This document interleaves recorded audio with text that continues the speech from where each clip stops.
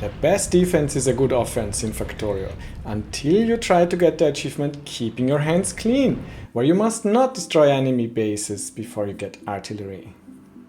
In that case, the best defense is a green factory, where pollution is kept to a minimum. In this video I will explain three things. What are the direct and indirect causes of pollution, a strategy for reducing pollution, and I will show an example of applying this strategy to a safe game.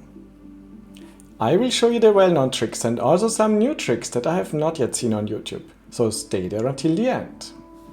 Why is it important to reduce pollution? Because pollution speeds up evolution, it makes enemies stronger. And it makes the enemies attack more often and in higher numbers. Defending against attacks increases the number of required turrets, ammunition and electricity production, and it increases the number of required repairs. All of that requires electrical energy and resources, and this again increases pollution. It is a vicious circle. So how can we avoid to enter that circle? What are key strategies for reducing pollution? First of all, if you can, use solar or nuclear energy and use electric furnaces. If you have limited space available, or if you want to get the Steam All the Way achievement, you have other options. The key asset for reducing pollution is the efficiency module. Efficiency modules reduce power consumption, and if you use steam engines, power directly corresponds with pollution. Efficiency modules also reduce the direct pollution of buildings. So if you put a 30% efficiency module into a building, it will reduce its pollution twice by 30%, which is in total 51%. I show the calculation on the screen. This way you can reduce the pollution of electric mining drills, electric furnaces, assemblers, refineries and chemical plants. As a consequence, we can apply the following strategy for reducing pollution without preventing any achievements. Prioritize the research for efficiency models and electric furnaces.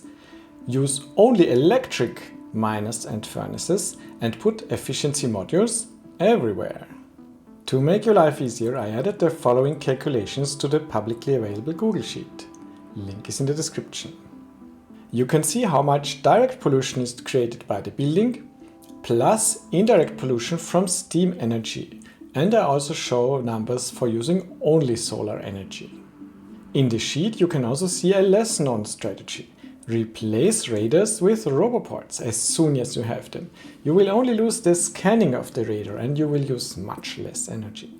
Here are a few more things that I would recommend.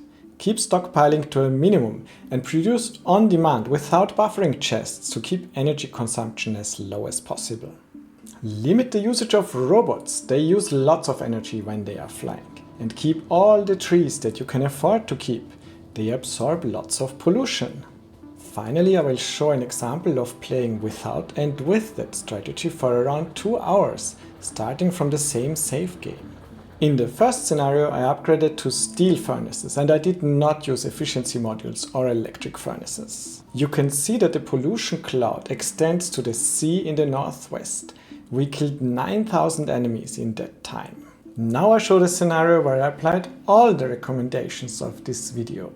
The pollution cloud is much smaller. Let's switch a few times between the two images.